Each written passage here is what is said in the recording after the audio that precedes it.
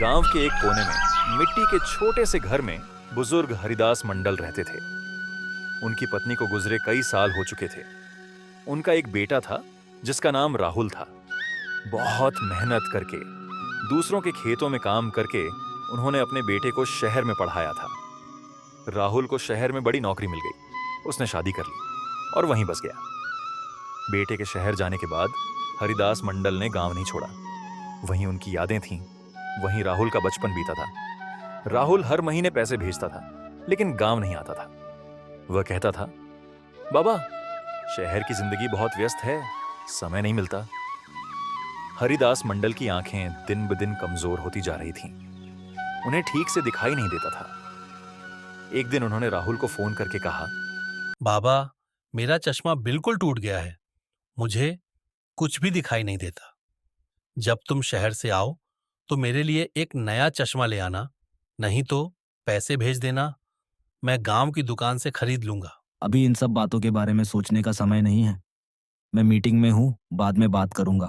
इसके बाद कई महीने बीत गए। हरिदास मंडल को पैसों की बहुत तंगी होने लगी।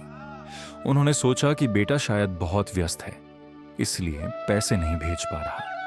मजबूरी में उन्होंने लोगों के घरों में काम मांगना शुरू कर दिया।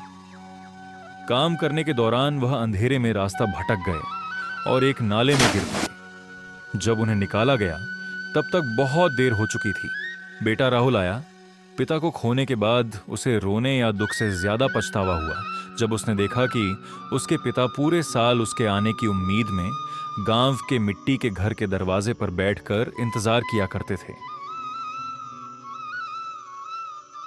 पिता के कमरे में जाकर राहुल ने देखा कि पुराना चश्मा मेज पर रखा था और उसके नीचे एक पुरानी डायरी रखी हुई थी।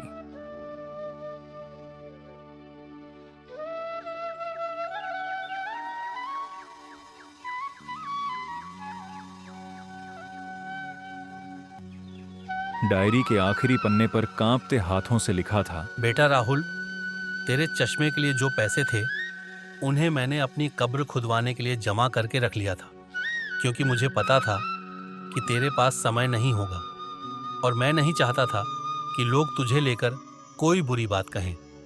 खुश रहना बेटा। राहुल को फिर अपने पिता की बातें याद आने लगीं और वह फूट फूट कर रोने लगा।